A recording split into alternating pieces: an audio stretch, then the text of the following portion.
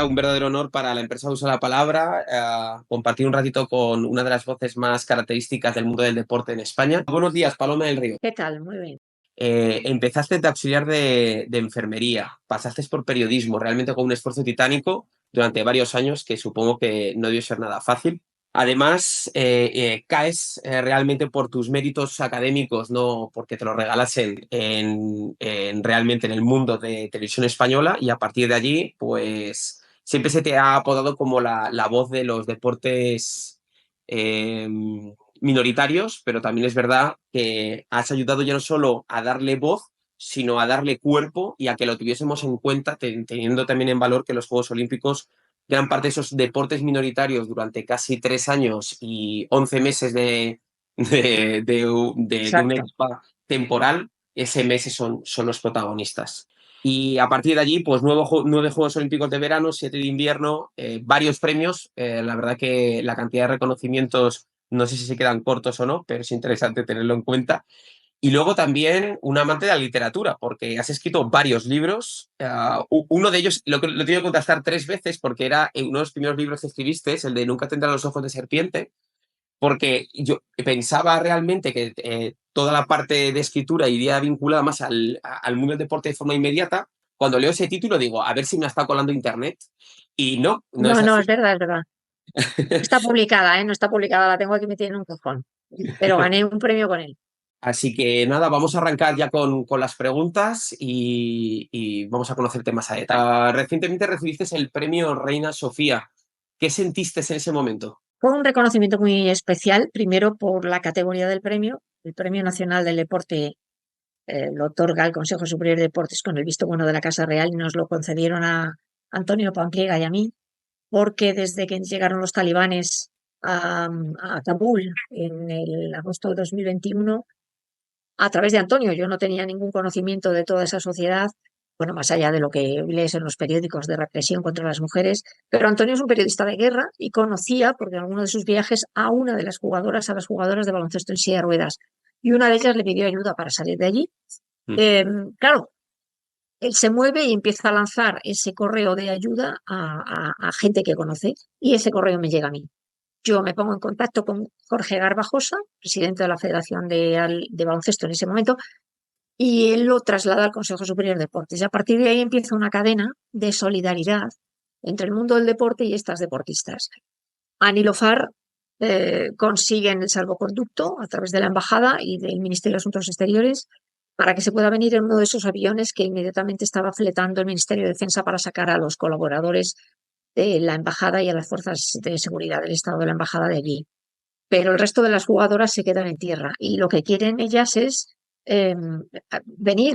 Entonces volvemos otra vez, Antonio y yo, a ponernos sin conocernos. Él estaba de vacaciones, yo estaba de vacaciones, en marcha, y conseguimos el salvoconducto para todas ellas y les decimos que se vayan al aeropuerto. Estuvieron 48 horas allí.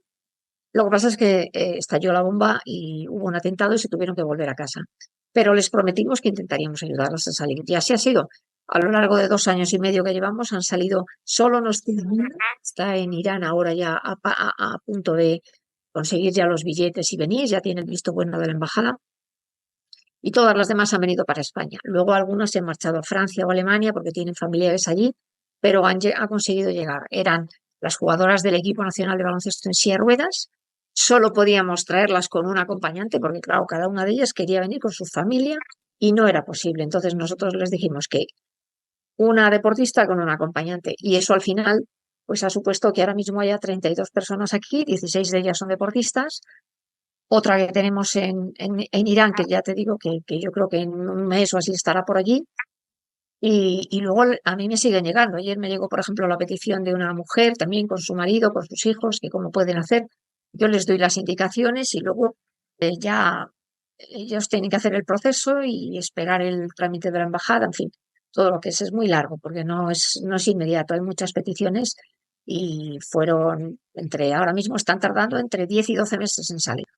Verdad que es realmente sorprendente, y sobre todo que también hayáis tenido ambos también el arrojo un poco de intentar ayudar en esta situación, que a lo mejor esto es una cuestión que a día de hoy, en el mundo en el que vivimos, mucha gente se haría bombo y platillo, y la verdad que que has mirado de intentar ayudar a todas estas personas, pues desde el esfuerzo, desde las ganas y desde la lucha, ¿no? No simplemente buscando a lo mejor la fotografía, ¿no? Que sería a lo No, yo mejor. es que me pregunto muchas veces si tú Ujú. recibes o cualquiera recibimos un SMS diciéndome ayúdame, me van a matar, ¿qué haríamos?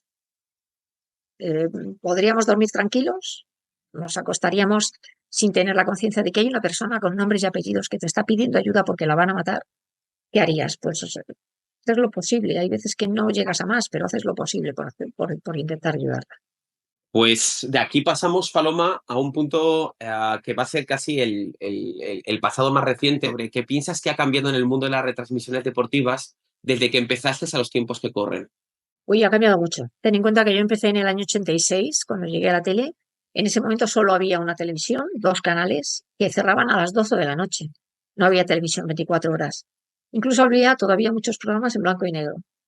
Cuando llegan las autonómicas y cuando llegan las privadas empieza a diversificarse. Y ya en el año 2000 que aparece Internet aparece todavía mucha más diversificación, porque ya no es una televisión estática que ves en el salón de tu casa o en tu dormitorio o en la cocina, sino que la llevas en el bolsillo a través de la televisión en movilidad. Ha cambiado no solo para verla en cualquier momento y disfrutarla en cualquier momento y en cualquier situación, te pones unos cascos y tú vas en el metro viendo una película o lo que sea, sino a la hora de hacer las retransmisiones. Yo empecé con un fichero de papel, mis fichas fueron una detrás de otra apuntando cada uno de los resultados de los deportistas y ahora todo lo tengo digitalizado. Todo eso lo tuve que pasar mano a mano, ficha por ficha. Cada uno de los deportistas fue un trabajo impro, pero ahí está. Y, y fue un trabajo laborioso, pero fue muy fácil para mí. También los proveedores de los derechos, a su vez, han creado sus propias datas, sus propias, se llama información, Commentary Information System, o sea, el acrónimo es CIS.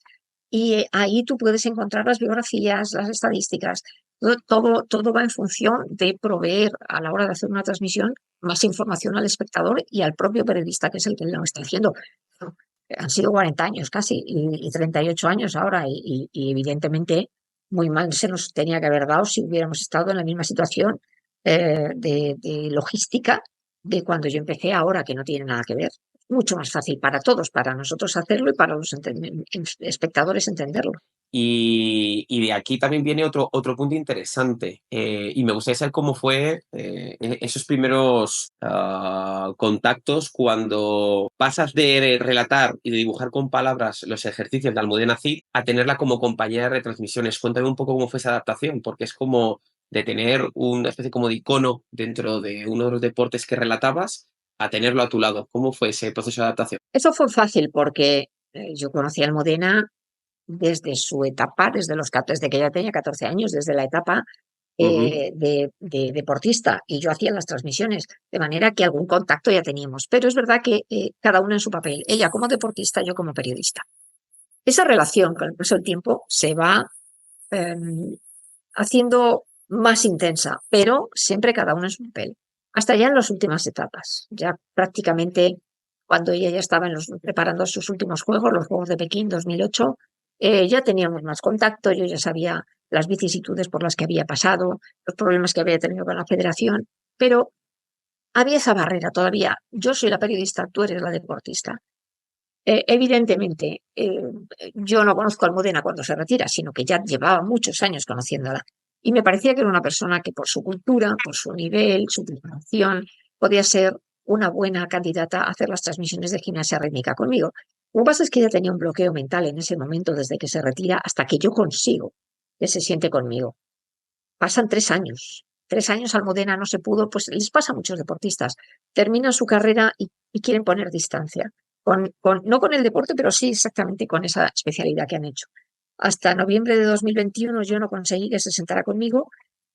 Evidentemente, tú tienes que hacer una valoración de si la persona a la que te estás llamando para que se siente contigo sois compatibles personalmente, sabe hablar, tiene buena dicción, tiene buena palabra, estructura bien las frases, tiene cultura, dominio del lenguaje y Almudena lo tiene. Bueno, lo tenía y lo tiene y lo sigue teniendo porque es una comunicadora excelente. Y yo me la traje, o sea, le senté a mi lado y a partir de ahí había que sincronizar muy bien qué hacía, cuál era el papel de una y era el papel de otra. Pero lo hicimos inmediatamente, o sea, nos coordinamos enseguida. A partir de ahí, esa relación profesional entre comentarista y comentarista técnico se estrecha, pero también se estrecha la relación personal y ahora tenemos una relación personal muy buena. Ella comunica muy bien, yo la veo cuando va a hacer sus charlas por ahí y habla muy bien. Es una mujer que tiene muy claras las ideas y cuando tienes claras las ideas encuentras las palabras fácilmente para explicarlo y lanzar tu mensaje. Después de varios Juegos Olímpicos, seguro que en tu retina se debió quedar algún momento que te gustaría repetir. Si tuvieses que coger solo uno, ¿cuál te gustaría volver a revivir? Uy, es que solo uno es muy difícil porque sobre todo donde ha habido medallas olímpicas, parte de los españoles, pues con Gervasio de Fer, las gimnastas de conjunto, tanto en Atlanta como en Río, Patricia Moreno, Javier Fernández, cuando ha ganado los siete europeos y los mundiales. Hay momentos muy buenos. Quizás si me tengo que ir al más emotivo, fue en los Juegos de Vancouver 2010, cuando la patinadora canadiense Joanny Rosset iba a hacer su aparición en el hielo, cuando unos días antes su madre, que había viajado desde Montreal hasta Vancouver para presenciar los Juegos Olímpicos y la actuación de su hija, muere de un infarto. Entonces, todos estábamos expectantes a ver qué iba a pasar. Estábamos en Vancouver, estábamos en Canadá, era la patinadora de la casa. Y cuando ella puso el pie en el pabellón para hacer su grupo de calentamiento en el programa corto, fue súper emotivo. Yo creo que estaba todo el mundo en el pabellón llorando, muy conmocionados, muy afectados, porque estábamos viviendo el drama que estaba viviendo ella. 2 días antes, su madre había fallecido, su madre estaba en el depósito de cadáveres y no sabíamos qué iba a pasar, aunque ella dijo que iba a competir y compitió, hizo el programa corto, el programa libre y ya se soltó cuando terminó el programa libre, que al final terminó ganando la medalla, porque la explicación que dio fue que ella pensaba que le hubiera dicho su madre en una situación así y que su madre le hubiera dicho que compitiera. Y así hizo. Pero fue un momento muy intenso emocionalmente. En la retransmisión a mí se me oye llorar porque yo creo que no pudimos eh, abstraernos ninguno de los que estábamos allí del drama que estaba viviendo esa chiquilla. Quería añadir una pregunta que creo que a lo mejor también nos va a ayudar un poco a entender el contexto. El deportista olímpico de per se realmente casi se va preparando durante todo un año a través de competiciones, pueden ser tanto continentales como mundiales, hasta que llega a los Juegos Olímpicos. ¿Piensas que ha habido un cambio también de poner el ojo en el ámbito más emocional o psicológico del deportista de élite, ya que el deportista olímpico es, se puede decir, la élite total? No, se preparan siempre, no solo el Ujú. último año. Ten en cuenta que el proceso de clasificación para unos Juegos Olímpicos en donde solo caben 14.000 deportistas no se acaba nunca, especialmente en los 2 últimos años previos a los Juegos Olímpicos. Por ejemplo, en gimnasia, el primer corte se produce en el Mundial 2 años previos y el segundo corte, esa clasificación se queda restringida ya al Mundial preolímpico. Ahí es donde salen ya los nombres y las plazas de cada una de las competiciones. Una vez que ya tienes la plaza, ya te puedes dedicar, al margen de que haya competiciones internacionales, campeonatos de Europa, por en medio, hasta llegar a los Juegos Olímpicos.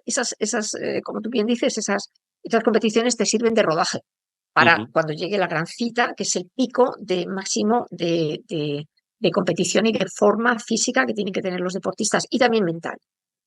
Y mentalmente el proceso se tiene que llevar a la par que el proceso físico, porque vimos en los Juegos de Tokio como Simone Biles en la final de equipos, después del primer salto, se retiró, teniendo todas las cámaras del mundo encima. Final de una competición por equipos en donde Estados Unidos se jugaba la medalla por equipos, que la máxima exponente de ese equipo, que es Simone Biles, multi y polimedallista en todos los sentidos, tanto olímpico como mundiales, decide, me bajo porque mi cabeza no va. Y antes de pegarme un golpe y de fastidiar al equipo y fastidiarme yo ya he visto gimnastas que han salido en silla de ruedas y que están en sillas de ruedas, lamentablemente, para el resto de su vida por golpes en la gimnasia. Y ella decide que se marcha, que no puede más, que la tensión que ha vivido por todo el juicio del Me Too, de los abusos sexuales en la Federación Estadounidense, lo lleva a la espalda, lo lleva en su mochila y hay que sacarlo de ahí. Y justo se rompe, su cabeza se rompe allí. pese a que había entrenado bien, pero ella decía, yo no he dormido, es que no puedo, no me rige la cabeza. Y no es lo suficientemente inteligente como para decir, se acabó, me voy y no lo hago. Entonces, hay en ese momento, mundialmente por encima de la mesa, un problema, que es un problema que ocurre, que existe y que se produce en los deportistas de élite, que es la preparación mental. Y hemos visto casos en España, sin ir más lejos, de personas que no han podido con la tensión y la presión post competición y han acabado con sus vidas. Entonces, esa preparación mental es fundamental, que lo tienen que saber llevar no solo en el momento de la competición, sino durante el proceso de la competición y del entrenamiento para prepararse para cuando llegue el día después, cuando acaban ese proceso deportista y para integrarse, digamos, en la vida normal, en una facultad, en un trabajo, en fin, donde sea. Pero eso tiene que ser a lo largo de los años. No podemos cerrarlo únicamente en los 16 días de competición de unos Juegos Olímpicos. Tú, a las narraciones en cualquier competición en las que has podido de alguna manera pues ayudarnos a entender cada uno de los ejercicios, sí que me gustaría, porque he tenido oportunidad de leer y de ver otras entrevistas que te realizaron, la cuestión de cómo te preparabas esas retransmisiones y sobre todo una cosa que me llama la atención era la facilidad que tenías de pronunciar nombres que realmente no son nada fáciles. Entonces, me gustaría conocer un poco, o nos gustaría, mejor dicho, conocer un poco tanto la preparación respecto a cada torneo, porque a veces interpreto que se iban actualizando algunas normativas, algunos reglamentos, Sí, sí. cómo abordabas ese punto y luego a la hora de tener que decir un nombre que vamos a decir a lo mejor se nos atragantaba de forma a lo mejor de lectura rápida, si utilizas alguna técnica para intentar pues que se convirtiese en una palabra más en tus retransmisiones. Mira, la gimnasia tiene la peculiaridad de que cada ciclo olímpico, es decir, cada 4 años, renuevan el reglamento de manera que lo están actualizando permanentemente. Ya me gustaría a mí que hubiera sido un fútbol, un balonmano, en donde de vez en cuando cambian una regla, pero en gimnasia no. Ten en cuenta que son 3 códigos, masculino, femenino y rítmica. Yo me tenía que estudiar o por lo menos bajar y comparar el código anterior con el nuevo y ver las diferencias y la cantidad, los rebajes de nota, en fin, todas las modificaciones. Y luego a lo largo del año ese reglamento no está cerrado, sino que a lo largo del año se van produciendo novedades en función de lo que la Federación Internacional de Gimnasia decide. Tú tienes que estar alerta, tú tienes que estar, esta preparación, como te digo, no se hace la semana anterior, igual que los deportistas no lo hacen la semana anterior de los Juegos Olímpicos, yo por lo menos no lo puedo hacer la semana anterior, sino que voy preparándome poco a poco, voy viendo los torneos internacionales que hay de preparación, las competiciones, quién mejora, quién empeora, los programas nuevos, todo eso es un estudio que se hace eh, al cabo de los días. Me puedes ver mirando un ordenador y dices, ¿qué estar haciendo? Bueno, pues estoy viendo competiciones que se están produciendo para ver cómo están las gimnastas, etcétera. Te voy a poner un ejemplo, ahora que Bien. dices esto, de, de Albert Barniol, mi compañero, el que hace el tiempo. Ujú. Ellos graban el tiempo, el que va a las 3 lo suelen grabar sobre la 1 del mediodía y el que va a las 9:30, 10 de la noche lo suelen grabar como a las 8 de la tarde en el estudio. Es decir, lo graban a última hora y ellos llegan así, es que estuvimos viendo un día, yo ya sabía cómo lo hacían, pero Susana Pález, mi compañera, la que hacía el patinaje, estuvimos estirando las piernas y nos metíamos por los estudios y justo coincidió. Entonces Susana decía, no lo lees. Y claro, él decía, no, yo no lo leo, yo tengo algo que decir, yo me lo he preparado, yo me he estudiado durante toda la tarde cuál va a ser el tiempo, cuáles son las temperaturas, cuáles son las previsiones, tengo el apoyo de la imagen y lo cuento. Cuando tú ya sabes qué es lo que quieres decir, qué mensaje quieres lanzar, porque tú lo has estudiado, lo has interiorizado y lo tienes preparado, te sale. Y con respecto a lo de los nombres, efectivamente, tuve que buscarme una técnica porque hay veces que los nombres no son nada fáciles. Hay nombres, por ejemplo, eslavos, que no tienen vocales. Yo buscaba la manera de pronunciar aquello, pues ahora con el traductor de Google o con compañeros de otros países que hablan esos idiomas y me decían cómo se pronunciaba. Y cuando era muy largo, ten en cuenta también que no, yo a estos gimnastas o estos deportistas no los conozco en ese momento, sino que ya los conozco de cuando son juniors y de tiempo atrás. Y cuando hay una palabra muy larga de estas, normalmente de origen soviético, de origen ruso, que son muy largos, son nombres eslavos, lo que hago es dividirlo por la mitad. Saposnikova. Y luego ya me sale Saposnikova. pero cuando quiero aprenderlo, para cuando llegue el momento, lo que hago es dividir por la mitad esa palabra que suelen ser de cuatro sílabas. Y entonces lo que hago es partirlas por la mitad, pero que no se note. Si tuvieses que hacer a día de hoy una apuesta sobre quién piensas que puede ser en los próximos años la voz femenina del deporte olímpico, ¿por qué nombres apostarías? Teniendo en cuenta que los Juegos Olímpicos, las retransmisiones las hace la televisión pública, me Mm, tengo que ceñir a las periodistas que tengo en casa o que he tenido en casa y que han sido compañeras mías durante mucho ujú. tiempo. Pero claro, no tienen el abanico tan amplio que tengo yo de olimpismo y varios deportes. Hay una voz que es muy significativa, también muy veterana, que es la de Julia Luna, haciendo la natación y la natación sincronizada. Hace también balonmano. Quizá me decantaría por Julia, porque además tiene una voz más bien grave. Las voces agudas en las retransmisiones no son cómodas, a mí me resultan incómodas. Por eso las voces masculinas me resultan mejor que las femeninas. Si la voz femenina es grave, fenomenal. Si es aguda, a mí me rechina un poco y me molesta. A mí será cuestión de gustos, pero a mí me rechina un poco. Pero yo creo que esa persona, si es que es, porque no lo sé, ni sé si se quiere dedicar a ella, ni sé si quiere concentrar un poco este título que me han otorgado los espectadores de la voz del olimpismo. Puede ser ella, no lo sé, pero ya te digo que tiene que ser de la televisión pública porque en las privadas no emiten no hacen las transmisiones de los juegos. Y de aquí pasamos a otro elemento que me gustaría también conocer de tu experiencia hasta el momento. Durante una retransmisión, antes nos estabas comentando el caso que más te marcó, ¿no? Cuando te he preguntado, oye, si tuvieses que repetir en tu retina, ¿qué recuerdo se te ha quedado de todas tus retransmisiones? ¿En alguna otra ocasión las emociones te han jugado una mala pasada? O a lo mejor por algo tuyo personal o por algo de la vida, Eh, situación que ha bueno, pasado. mala pasada no, yo no creo que no son malas pasadas, es ponerme en la situación del espectador que está en casa. Yo he llorado en muchas transmisiones, ya te decía antes la de Joanny Roset. Sí. Pero cuando ha habido emoción, yo también. Yo, cuando las gimnastas de rítmica de Atlanta consiguieron ganar a las rusas y a búlgaras, que yo pensaba que iban a ser medallas, pero no medalla de oro, yo me emocioné y lloré, como muchas personas que estaban llorando en su casa, o como con Javier Fernández cuando se retiró. Yo no oculto mis sentimientos, porque creo que eso acerca la retransmisión a la persona que lo está viendo en su casa. Si a mí me da la risa, también me río. Si encuentro alguna cosa anecdótica que contar, la cuento, porque yo quiero hacerle partícipe a la gente de lo que está pasando en el pabellón o en el tapiz y lo que estoy sintiendo yo. Yo me uno a través de la televisión con los espectadores, y eso es lo que me han hecho sentir. Me han hecho sentir que les estaba hablando como si estuviéramos sentados en el mismo sillón, viendo la misma retransmisión y que me tuvieran al lado. Y a mí me parece precioso eso. Y cuando ha habido que reírse, me he reído. Y cuando nos ha dado la risa, he dicho, nos ha dado la risa, perdonen, no hemos podido hablar porque nos ha dado la risa y ha pasado esto.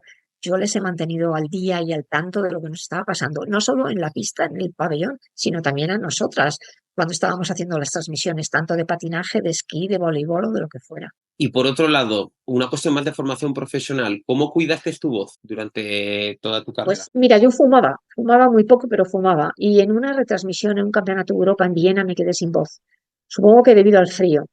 A la vuelta me puse en manos de un logopeda y, y me dio una serie de instrucciones. Me estuvo haciendo un estudio de las cuerdas vocales. Afortunadamente tengo unas cuerdas vocales, me enseñó la fotografía. Es una pena que no la tenga porque él me lo enseñó en ese momento, pero me enseñó un poco la visión de lo que estaba viendo. Tengo unas cuerdas vocales bastante anchas, por eso tengo la voz muy, muy grave. Y ya me dio una serie de recomendaciones. Y dice, mira, para los 2 o 3 cigarrillos que te fumas al día, te estás haciendo un daño en las cuerdas vocales tremendo y además en los pulmones. Dejé de fumar en ese momento, no me costó, la verdad. Y luego ya me dio una serie de recomendaciones, pues de hacer una serie de vaos por la noche para, en ese momento puntual que tenía esa afonía, recuperar la voz. Y luego, pues, no beber cosas ni muy frías ni muy calientes, no tomar frutos secos antes de las retransmisiones, cuidar la voz, callarme.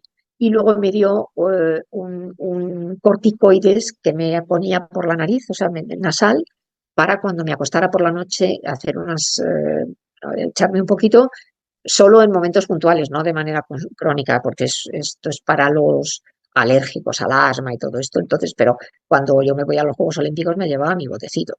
Y por las noches, después de tantas horas de retransmisión, yo sabía que el día siguiente tenía otras tantas horas de retransmisión y mi herramienta era la garganta, de manera que me la tenía que cuidar. Entonces yo me marchaba y muchas veces cuando salgo de las retransmisiones me meto en casa y me callo y no hablo con nadie para cuidarme la garganta. Teniendo en cuenta también que has estado pues, probablemente en el evento y en varias ocasiones más importante del deporte, que son los Juegos Olímpicos, si tuvieses que describir desde tu rol, ¿ok? Que estás integrada dentro de los, digamos, de lo que son los Juegos, porque aunque, vale, no estás compitiendo como deportista, pero estás en ese ambiente, ¿cómo tratarías de describirle a una persona que a lo mejor como mucho pueda acceder del público la sensación de estar dentro de unos Juegos Olímpicos? Primero te tiene que gustar el deporte. Imagínate la pena para alguien que no le gusta el deporte que le lleven a los Juegos Olímpicos. Diga, pero es que no me interesa nada esto que estáis aquí. O sea, es como si a ti te llevan a algún sitio que no te interesa nada lo que está pasando y te llevan de invitado. Si no sientes el deporte, si no te gusta el deporte, mal asunto. Pero si te gusta, los Juegos Olímpicos es la máxima exponente, el máximo exponente de lo que un deportista y un periodista puede llegar a acceder a estar y presenciar y trabajar en él. Es una paliza, físicamente es una paliza, tienes que estar bien preparado, pero, pero yo creo que es a lo máximo a lo que un deportista tiene que aspirar y un periodista también. Y es un sentimiento también, es el sentimiento de selección, un sentimiento épico. Ten en cuenta que habrá miles, millones de chicos y chicas haciendo deporte por el mundo y a los Juegos Olímpicos solo llegan 14.000. Se va haciendo una selección previa, como te he dicho, por mínimas en atletismo, en natación, clasificaciones, puntuaciones, clasificaciones, ranking, por ejemplo, los de tenis y los de badminton hasta el mes de junio, dependiendo del ranking y de las competiciones, no van a saber quiénes están clasificados o no. En fin, es una selección números clausus cuando vemos que en las carreras de medicina hace falta una puntuación mínima para llegar a ellas. Pues aquí pasa lo mismo. Hay una nota de corte y eso hace que sea muy selecto. No creo que haya ningún niño o niña que desde que haya empezado a hacer deporte cuando eran pequeñitos a la salida del colegio o en el deporte extraescolar no haya soñado alguna vez ser campeón de España, ser campeón del mundo y estar en los Juegos Olímpicos. Y eso solo lo consiguen cada 4 años 14.000 personas. Y eso es lo que le hace la épica. Es verdad que luego está la parte romántica, la parte empresarial es un formidable negocio que tiene el Comité Olímpico, pero la parte romántica, que es la que me gusta a mí, aunque no dejo de conocer también la otra, es la que me inspira todos los días. Preguntar ahora sobre el perfil de deportistas, pero como en tres posiciones diferentes. Lo primero que me gustaría saber es si has tenido la oportunidad o de entrevistarte o a lo mejor en los pasillos o en alguna cuestión de competitiva, no tiene que ser solo Juego Olímpico, pero algún deportista que en las distancias cortas te haya llamado la atención, te haya sorprendido, aunque a lo mejor no haya alcanzado el éxito, por decir algo, de las medallas, pero que te haya sorprendido por su calidad humana. Eh, Almudena, sí. Sí. Almudena es verdad que es la única gimnasta en el mundo que ha conseguido estar en 4 Juegos Olímpicos y llegar a las 4 finales. No tiene medalla, pero es una mujer muy sensible, extremadamente sensible, y con cualquier cosa se emociona. Le cuesta mucho trabajo a veces mantener las emociones, pero luego por otro lado también es un cascabelito. Entonces es una mujer muy risueña. Los deportistas saben controlar muy bien sus sentimientos, pero normalmente he encontrado en casi todos de ellos he encontrado muy buen fondo. Pero en la distancia corta los deportistas son gente muy, muy maja, muy peleona, muy reivindicativa. Yo tengo ejemplos especialmente de mujeres, pues Amaya Valdemoro, Jennifer Pareja, Dori Ruano, eh, Carmen Martín de balonmano, que han peleado mucho por una situación mejor para las mujeres dentro del mundo del deporte y que han abandonado ya sus carreras deportivas, pero que siguen en esa militancia de luchar por que las deportistas tengan mejores condiciones a la hora de entrenar y competir.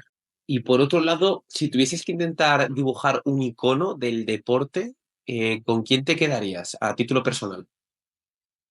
Un icono, Ujú. joder, sería un puzzle con muchas piezas, pues la cabeza de Rafa Nadal, por ejemplo, eh, la constancia de Dori Ruano, eh, la constancia de Almudena Cid y el luchar contra corriente como tuvo. A veces, muchas veces no sabemos lo que hay detrás de todos esos deportistas que vemos en televisión y muchas veces las peleas que ellos tienen con el sistema, con las federaciones, es tremenda. Y dices, pero ¿cómo habrá podido aguantar la cabeza para superar todo eso y centrarse en el deporte?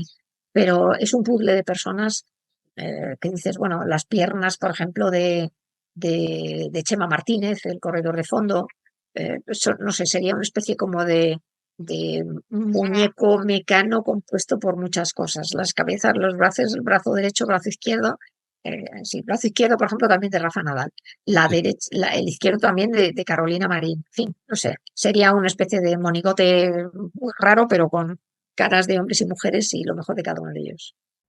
Y luego un referente, o más que un referente, una deportista o deportista que tú pienses que a lo mejor ahora no tiene un gran nombre, pero que puede sonar mucho en los próximos años, como una apuesta a futuro. A lo mejor luego lo alcanza o no lo alcanza, eso es lo de menos, pero que te ha llamado la atención recientemente.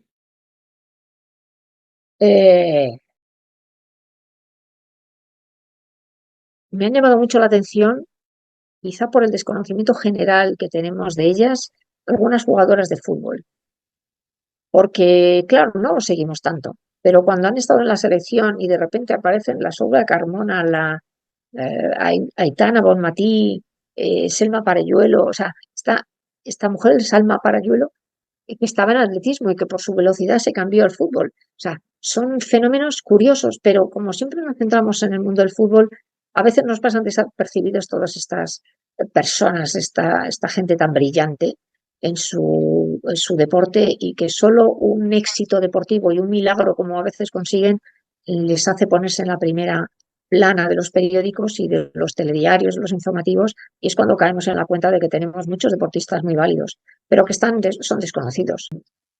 Así en el mundo de la gimnasia, bueno, ya es muy veterana, pero Polina Berecina, yo espero que después de 2 ciclos olímpicos es también un ejemplo de constancia. Hay mucha cantera y mucho banquillo en muchos deportes que nos van a sorprender. Si tuvieses que empezar de nuevo y revisar todo tu recorrido hasta la actualidad y tuvieses que poner en valor a un compañero o compañera que te haya echado un verdadero cable a lo largo de tu recorrido profesional, si tuvieses que destacar a una persona, ¿quién piensas que te vendría a la cabeza?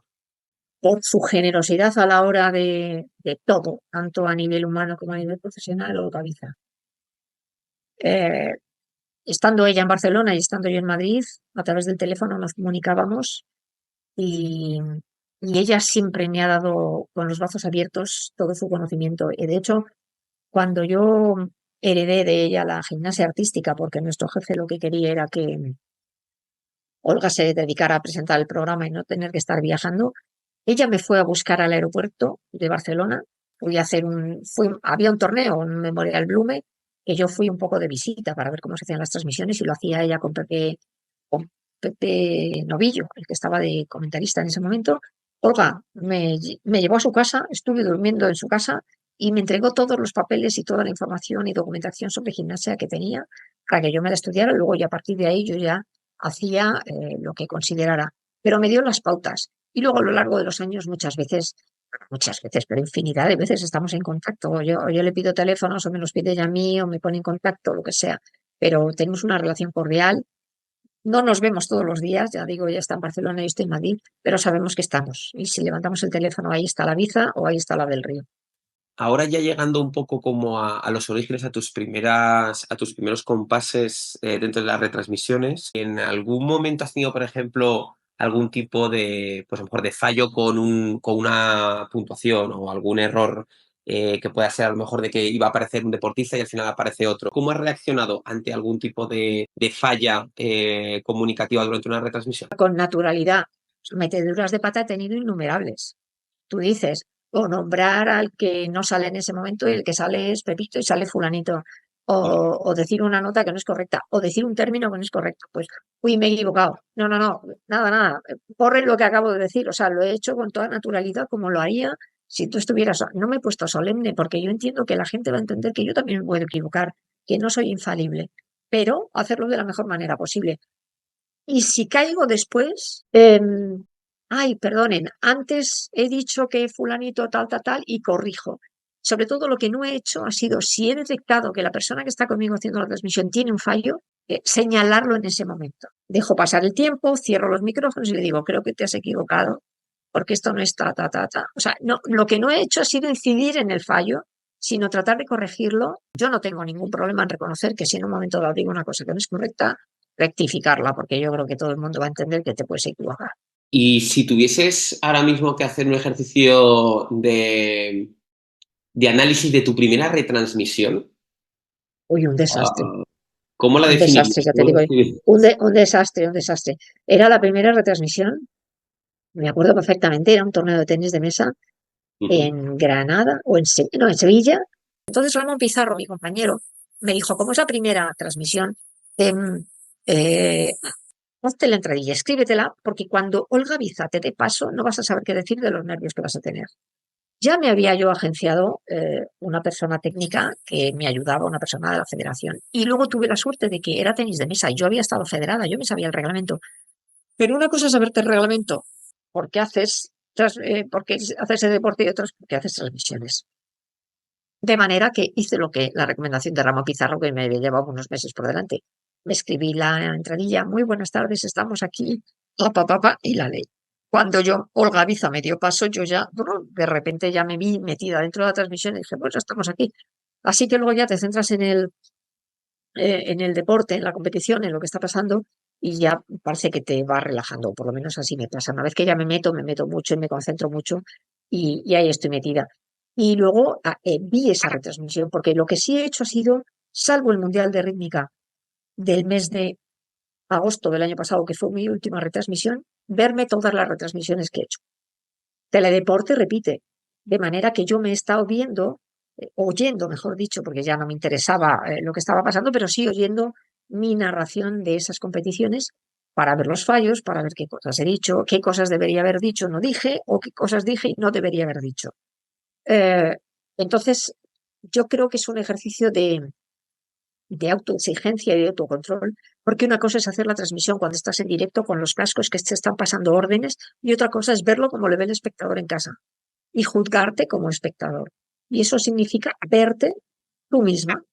Y ya te digo que salvo la última de agosto del año pasado, he visto todas. Entonces, yo soy la primera que me pongo nota y que veo qué cosas he dicho bien, qué cosas he dicho mal. Pero esa primera, bueno, tenía errores, me di cuenta de que enseguida tenía que cuidar mucho el lenguaje porque dije cosas como los jugadores han dejado las pelotas en la red y cosas así. Y entonces te das cuenta de que no puedes decir cosas que tengan un doble sentido porque la gente lo va a desvirtuar. Eh, en gimnasia rítmica, por ejemplo, no puedes decir sale en cinta, sales con la cinta, o sale en pelota, sale con la pelota, porque siempre hay mentes que le den la vuelta y que busquen un sentido que no tiene lo que yo quiero decir. Y vamos al origen, vamos a casi a la casilla de inicio del juego como si fuera la OCA. Te hacerte como tres preguntas porque en muchas ocasiones tenemos casi, por ejemplo, en nuestras cuentas de redes sociales, mucha gente joven y siempre sale la misma pregunta. Entonces, te voy a lanzar como tres micro preguntas y tú contesta como te sientas más cómoda. ¿Vale? La primera de ellas es ¿por qué escogiste periodismo? Que soy curiosa. Me encanta el periodismo y me encanta el periodismo deportivo. Yo me recuerdo de pequeña durmiendo con una radio debajo de la almohada para estar al tanto de la actualidad. Tengo radios en cada habitación de la casa y quiero estar al tanto de lo que pasa por el mundo y curiosa con cualquier cosa que ¿En algún momento tuviste dudas cuando estabas estudiando periodismo, encima lo estabas combinando con el trabajo? ¿Tuviste algún tipo de duda o alguna inseguridad durante ese proceso? no.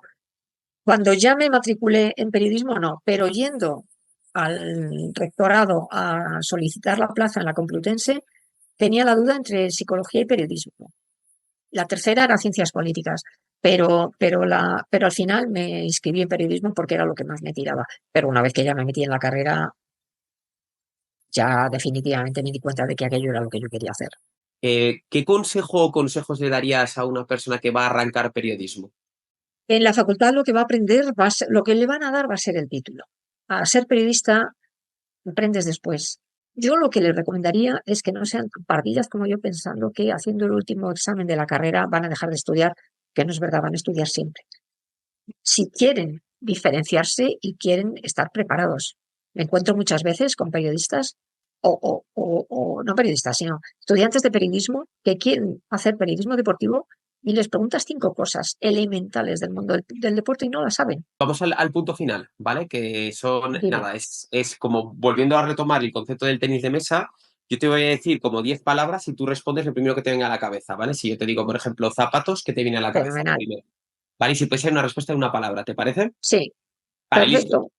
Pues es lo último. Ok, ya no te robo más tiempo, Paloma. Deporte, Pasión, ganar, humildad, ok, perder, mm, resignación, voz, transmisión, comunicación, profesión, olímpico, mi vida,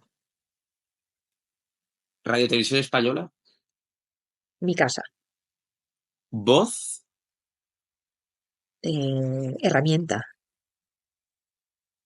éxito, mm, satisfacción, micrófono aliado. y Madrid. Eh, Madrid es mi terruño. Ok, perfecto. Pues nada, pues Paloma, por nuestra parte, la verdad que darte las gracias.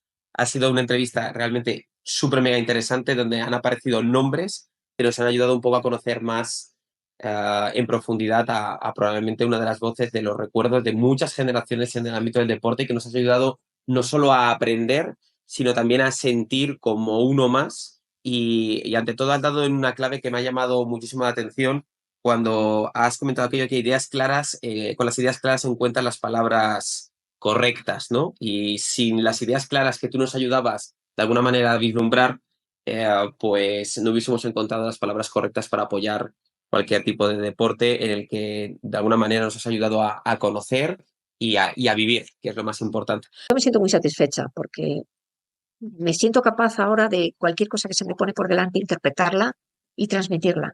Y también quiero, ya como último, porque me tengo que marchar, agradeceros ese pequeño mensaje que me dasteis de cómo utiliza Paloma del Río la palabra, porque me encantó. Nadie lo había hecho y me encantó ese punto de vista y me encantó que la gente se diera cuenta, por lo menos vosotros os dierais cuenta de cómo estaba utilizando las palabras, el nivel de técnico que tiene que entremezclarse con el día a día, el habla popular, porque si no la gente no lo entiende.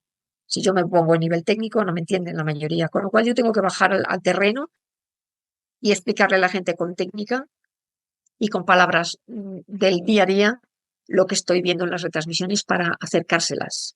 Así que os agradezco mucho ese vídeo que disteis. Pues muchas gracias, Paloma, y gracias también por tu tiempo y por tener el honor de conocerte. Tengo por seguro que de esta entrevista habrá mucha gente que le gusta la comunicación, que va a disfrutarla. Has dejado unas perlas y unas lecciones que creo que van a ayudar a mucha gente por delante que esté enamorada de la comunicación.